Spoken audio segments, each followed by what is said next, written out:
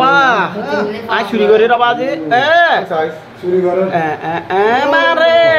কুরুশকুলের রাজবিহারী মন্দির সিসিটিভি ফুটেজে দেখা যায় এক যুবক গর্ভ মন্দিরে ঢুকে প্রথমে ভগবানকে প্রণাম করছে, এরপর ভগবানের গলার চেন, কানের দুল, রাধারানীর মাথার তাজ চুরি করে, এরপর সটকে পড়ে এই চোর। সময়টা রবিবার বিকেল ৩:২০ পর। মন্দিরে দুপুরে ভোগের পর সবাই বিশ্রামে যায়। পুরোহিত পূজারী যার যার ঘরে বিশ্রামে গেলে ভুলবশতর দরজায় তালা দেওয়া হয়নি। বাহিরে বৃষ্টি হওয়ায় মানুষজনের আনাগোনাও ছিল কম। এই সুযোগটাই কাজে লাগিয়েছে এই চোর। ওই ৩:২০ পর ওঠার পর তা আমাদের তো ৪টার বৈকালে ভোগ হয় হিসাবে আমরা ওই দরজা তা লক করা হয় না, কেন আমাদের মন্দিরে তো নিত্য ৫ বেলা ভোগ হয়, তো আমাদের সারাক্ষণ ওদিকে যাওয়া আসা মানে প্রায় সময় ওই দরজা দিয়ে আমরা ঢুকি। আর প্রচুর মানুষ থাকে এই জায়গায়, জানি না কালকে কেন মানুষজনও নাকি ছিল না, সিসি ক্যামেরায় দেখা যাইতেছে।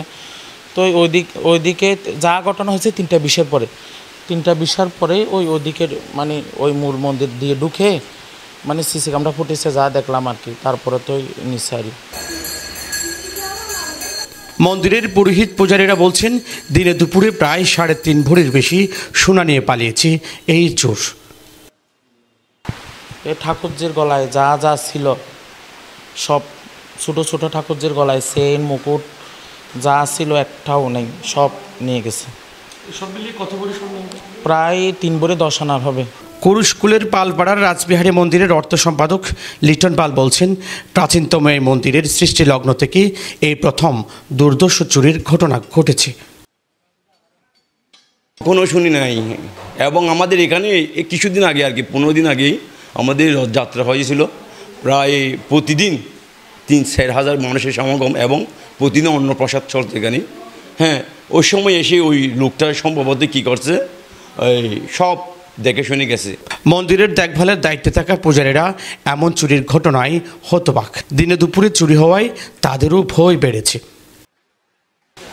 ওটার মধ্যে হালিয়া কেন আর বা হনুবল হারাম দরজা চালু নদে সমস্ত ডুবিয়ে এই সমস্ত পরিস্থিতি আর ইয়ে তো বিশ্ব ইয়ে থাকবে তোমার এখন চালাইতে বইটা থাকি ভয় তো থাকিব না থাকিব না। কুরুশকুল ইউপির ভারপ্রাপ্ত চেয়ারম্যান বলছেন, অতিবৃষ্টিতে চুরির প্রবণতা বেড়েছে। তিনি পুলিশি টহল বাড়াতে বললেন প্রশাসনকে। তো সম্প্রতি অতিবৃষ্টির কারণে আমি যা মনে করি চুরের উপদ্রব বেড়ে গেছে, এবং সেক্ষেত্রে আমি আমার স্থানীয় জনগণদের সবাইকে সচেতনতা থাকার জন্য অনুরোধ জানাচ্ছি। পাশাপাশি আইনশৃঙ্খলা বাহিনীকে, যেটা আমাদের কুরুশকুলে পুলিশ টহল আছে, সেটা আরও বৃদ্ধি, আরও জোর দাবি করার জন্য জোর দাবি জানাচ্ছি। এক ঘটনার পর কক্সবাজার সদর থানায় একটি জিডি করেছেন মন্দির কমিটি। বসে আমরা একটা সিদ্ধান্ত করছি যে আজকে থানা গিয়ে একটা ডিজি করে আসছি, আসার পর পুলিশ যা করবে। তবে পুলিশ বলছেন এখনও কোনো অভিযোগ জিডি কিছুই পায়নি, পেলে ব্যবস্থা নেবে তারা।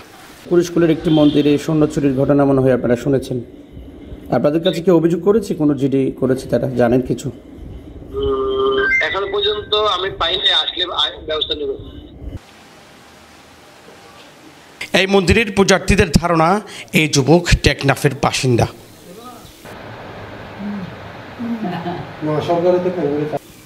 তারেক হায়দার, প্রবাল নিউজ, কক্সবাজার।